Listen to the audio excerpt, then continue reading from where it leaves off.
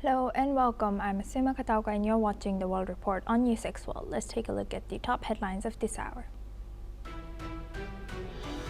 Ukraine's President Volodymyr Zelensky says the U.S. offers strong 15-year security guarantees, but Kyiv wants longer. As discussions continue amid the war, President Donald Trump says a deal to end the conflict is closer than ever, but there is still no breakthrough on territory as diplomacy continues. The Kremlin says Ukraine must withdraw its troops from remaining Donbas areas if it wants peace and warns Kyiv could lose more territory otherwise. Moscow says Putin and Donald Trump have spoken ahead of Trump's talks with Volodymyr Zelensky, with another call planned soon. The East African community has reaffirmed Somalia's unity, sovereignty, and territorial integrity, stressing that the Federal Republic of Somalia remains a single sovereign state under its federal government. This comes after Israel's December 26 declaration recognizing Somaliland. Syria's Agriculture Minister Amjad Badr met with Indian Embassy Charge d'Affaires Renu Yadav in Damascus to discuss boosting agriculture cooperation, leveraging India's scientific and technical expertise, and activating bilateral agreements as Syria seeks to rebuild an agriculture sector post-war. Israeli Prime Minister Benjamin Netanyahu will meet President Donald Trump in the United States as regional tensions rise amid Israel's operations in Gaza, Lebanon, and Syria. The talks at Mar-a-Lago on Monday focus on advancing the first phase of the Gaza truce as pressure builds around Iran and regional security. Thailand's army accuses Cambodia of breaking a ceasefire by sending more than 250 drones over the border. Officials say the incident raises tensions as both sides had agreed to halt hostilities. Syrian government troops deployed to Latakia and Tartus after deadly protest clashes kill 4 and injure more than 100 people. The unrest challenges President Ahmed al-Sharaz as his new government tries to stabilize the country after years of war. 3 Turkish police officers and 6 Islamic State militants are killed in a gunfight in Yalova, with police raiding dozens of locations nationwide. Officials say 8 police and another security member are wounded a week after over 100 suspected IS militants were detained. Now we start with Moscow. Russian President Vladimir Putin met Moscow's region governor Andrei Vorobyov at the Kremlin.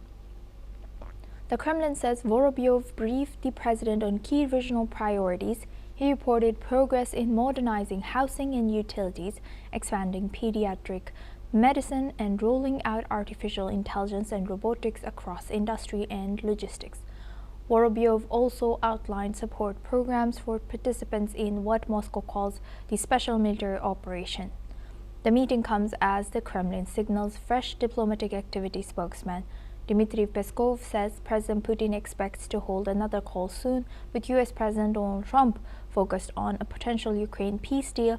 Putin and Trump last spoke on 28 December yesterday, just ahead of Trump's meeting in Miami with Ukrainian President Volodymyr Zelensky.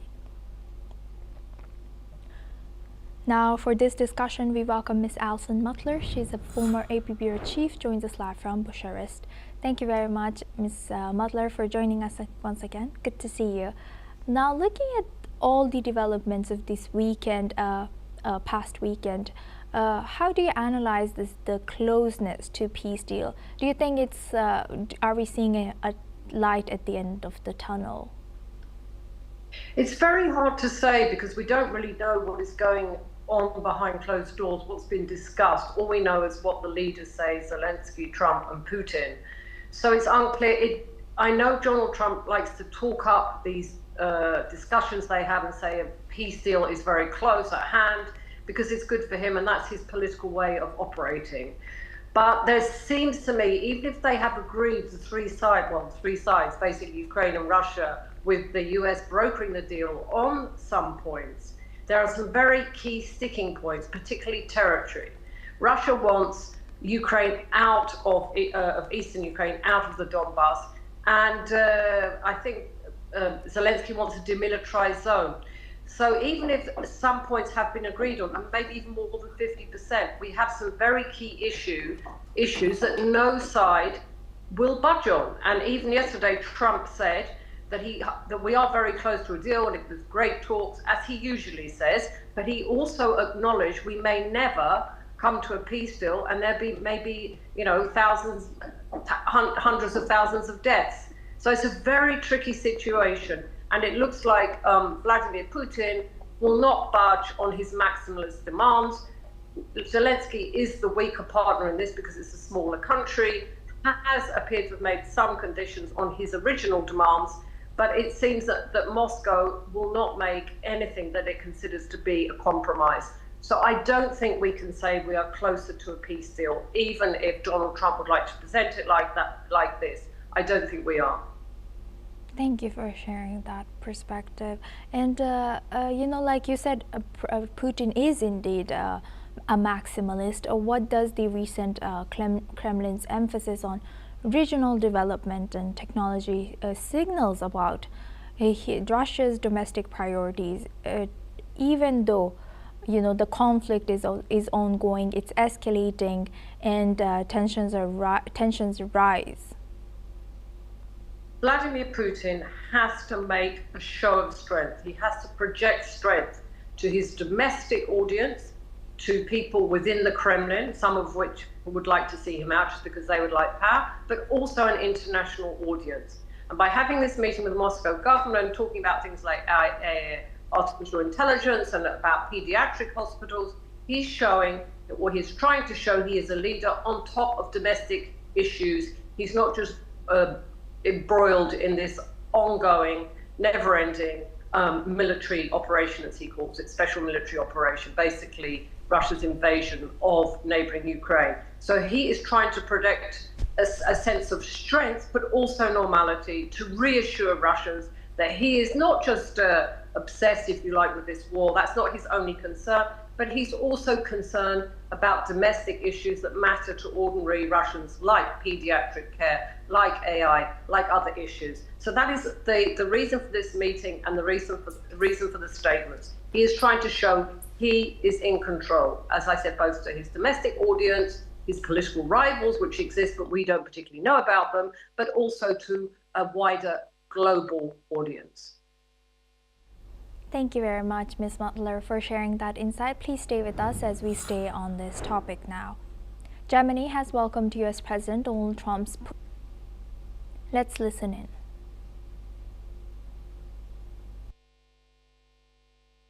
Wir begrüßen das Engagement von Präsident Trump beim Bemühen um einen gerechten und dauerhaften Frieden in der Ukraine, der die ukrainische Souveränität und die europäische Sicherheit wahrt.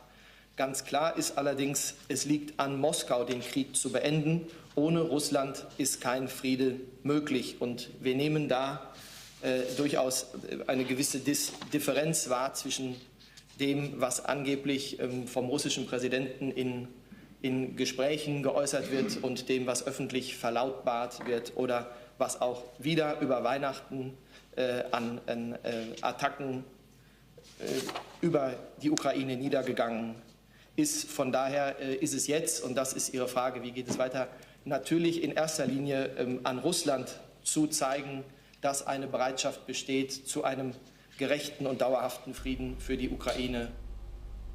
Now for this discussion, we welcome back Ms. Alison Mutler. She's a former AP Bureau Chief, joins us live from Bucharest. Thank you very much, Ms. Mutler, for staying with us. Now, looking at this once again, what political challenges are arising from attempting to resolve all the issues of Ukraine and Russia, looking at their, historical issues as well in Donbass region within this broader peace agreement? Do you think it's maybe pushing this peace deal farther when they include every issue in this only 20 we don't, as of now, we don't know if it's only 20 points or if it's 28 or if things have changed? Population in the east of Ukraine that Russia says do not have enough rights. And that is one of their bones of contention with Ukraine. The actual bone of contention with Ukraine is they don't think, or Putin does not think, Ukraine should exist. But there are a lot of complicated issues. Europe is also very concerned about potential Russian aggression. We've seen drones in Poland, we've seen in Romania, and in other countries in Europe. And we've seen threats by Vladimir Putin in the last 4 years about nuclear war, about he's ready to go to war with Europe. So we see a person in the Kremlin that Europe cannot do business with and has no dialogue with. And it's true on both sides. Vladimir Putin is totally opposed to Western European democracies. He believes in authoritarian rule because that's efficient for his country and that's what his citizens accept. But Europe does not want to be under authoritarian rule. They had a World War II that was fought. There were millions of deaths. They want to keep their democracies. They don't want to be undermined by Russia. So there's all kinds of complicated things going on, including something that's rarely talked about, Putin's hybrid war, Russia's hybrid war against Europe, which seeks to undermine democracy. And it has had some success in tearing societies apart, in making people very ideological, in making people less patriotic, in making them dislike the European Union, and so on. Russia has had some success with this, and it is a long-term plan. So there is a total lack of trust, basically with some exceptions between Russia and the European Union and European states. And how effective do you think the security guarantees for Ukraine, if it were to be agreed for the next 15 years, would be? But right now, of course, Ukraine is saying that that is too less, it needs to be longer. Yes, I understand that they're very concerned about Russia, and as they should be. The world didn't take much notice when Crimea declared independence, beyond saying we don't recognize Crimea. And then basically at the beginning, Ukraine had to defend itself against a full-scale Russian invasion. So obviously, Volodymyr Zelensky is concerned about an only 15 years security guarantees. And the other question would be, how secure are these security guarantees? We don't know because we haven't really seen the details. Obviously, to an outside person like myself, I live in Eastern Europe, 15 years is better than nothing. But I think Volodymyr Zelensky knows how the Russians operate, knows how things happen. The Russians, one thing I do know, the Russians think long term. And European have not, and this is part of the reason we have the problems we do. The Russians are very strategic and very long term. And probably Volodymyr Zelensky thinks, well, if it's only 15 years, then the next day Russia will do what it wants. And he's also worried that the allies which pledged these securities won't actually respect them because the country is very vulnerable. If Russia staged this kind of invasion that's gone on for almost 4 years, they can do it again. Yes, thank you for highlighting that. With that, I would like to thank Ms. Alison Mutler for joining us all the way from Bucharest and sharing that insight throughout our news. Thank you very much. Now we have breaking news from South America. Police in Suriname say a man suspected of stabbing 9 people to death, including 5 children, has died while in custody. Authorities say the 43-year-old suspect, identified only by the initials DA, was found hanged inside a cell at a police station in the country's capital. The incident was confirmed by police in the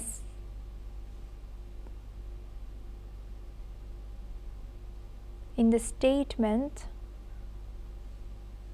Police in Suriname say a man suspected of stabbing 9 people to death, including 5 children, has died while in custody. Authorities say a 43-year-old suspect, identified only by the initials DA, was found hanged inside of the cell at a police station in the country's capital. The incident was confirmed by police in a statement issued today.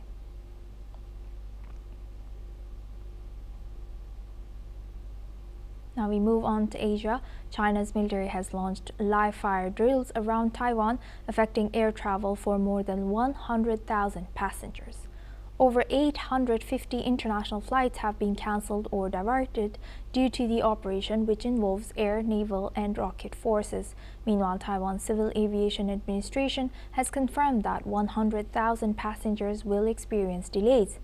However, the drills have been conducted following rising tensions over U.S. arms sales to Taiwan and Japan's potential involvement in case of defense actions. Taiwan's forces have been placed on high alert in response. The operations have been described by China's military as a warning against Taiwan's independence and foreign interference. Let's listen in. They always do that, like have a drills or like try to do something threatening Taiwan, like something move like this. We are kind of used to it happens. So that's what they say, but that represents what the Taiwanese people want. So that's a totally different story. People in here like freedom, like the education and the political. They can choose who they can vote for the people they want. So that's my opinion. The student life here is pretty much the same. No one is like feel scared or something. They just do their normal. Now for this discussion, we welcome Mr. Ross Feingold. He's a political analyst, joins us live from Taipei. Thank you very much, Mr. Feingold, for joining us once again. Good to see you. Now looking at this, does the scale, this increasing scale of Chinese military activity signal a shift from deterrence to preparation, or is it primarily political signaling aimed at Taipei, Washington, or Japan? Yeah, that's a question that people here in Taiwan are debating at the moment. Of course, anytime China deploys its military and deploys it in such a large scale and combines different forces like their Air Force and their Navy and their Rocket Force, there's a significant aspect of military training and a show of force that's involved in this kind of activity. So it's not purely political. The military definitely improves its capabilities by conducting such exercises, and if they didn't conduct such exercises, they wouldn't be able to fight a war or invade Taiwan. So there's certainly a military element to that. Then there's the political side, as you mentioned. Is this meant to be a buzz? I actually thought the protest was somewhat muted. It lasted a few days in the state media, but it seems that China, for now, hasn't let that in the coming hours and days. What about Korea? What about Philippines? What about other ASEAN countries, Australia, even European countries, which often make statements about the importance of maintaining peace and stability in the Taiwan Strait between China and Taiwan? So yeah, the international reaction and what wording will be used, how critical will it be of China, or will it be kind of watered down and just say we hope to avoid escalation without criticizing China? Definitely something to watch in the coming hours and days. Yes, we will be eyeing that. Thank you for highlighting that. And Mr. Feingold, now, how is this covered over there? Is this becoming a norm in Taiwan? Or this frequent high intensity or, intensifying Chinese operations near Taiwan gradually normalize? Or what are the implications of this sustained military pressure for cross-strait relations and also prospect for long-term stability in the region? There's a major Chinese military exercise near Taiwan. The question's always asked by media like NewsX from outside Taiwan. What's the reaction of people in Taiwan? And people just go about their business. It doesn't interrupt people's days. The stock market was doing fine today, for example. People going to work and school is normal. So it doesn't really have an effect on people day to day, but people are aware of it. Of course, the news is reporting it. And polls are showing that the public does support significant increases in defense spending. So the public is aware of the need for Taiwan to do much more financially as far as national defense. Thank you for highlighting that and also joining us and sharing that insight, Mr. Feingold from Taipei. Thank you. Now we move on to Oceania. A Sydney shop owner has been hailed as a hero after his courageous actions helped prevent further bloodshed during a tragic shooting at a Jewish event in Bondi Beach a few weeks ago. Ahmed Al-Ahmed, who was born in Syria, tackled one of the gunmen from behind disarming him and then preventing the loss of more innocent lives. Despite being shot multiple times during the confrontation, Mr. Ahmed's quick thinking and bravery are credited with saving countless people. In an emotional reflection, he described how his instincts and sense of responsibility drove him to act despite the immediate danger. Authorities have praised his actions, with politicians calling him a true hero and a symbol of courage in the face of terror. Following the attack, a community fund was established, raising millions of dollars to support Mr. Ahmed's recovery, while leaders across Australia have acknowledged his extraordinary bravery. Let's listen in. And starts saying a word, like to warn him, drop your gun. I don't want to hear his gun. I don't want to, see people, screaming and begging, asking help. And that's my soul asked me to do that. And all and everything in my heart and my brain, everything, it's worked, just to manage and to save the people life. I know I save lots of people life, innocent kids and women and oldest and man. And I know I save lots, but I feel sorry still for the Lord. Now we move on to our next news.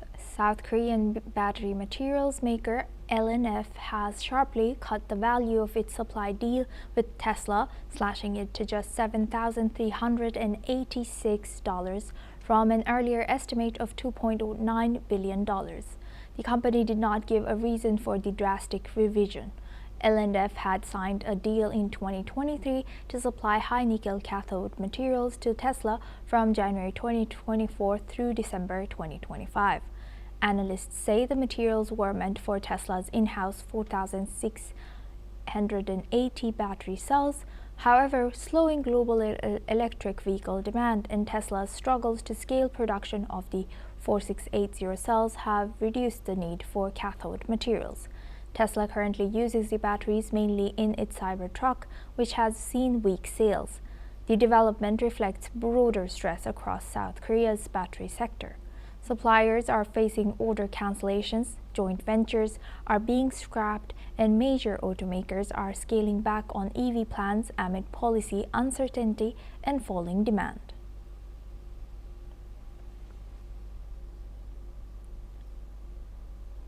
That's all we have time for. Keep watching NewsX World for more news updates from around the world.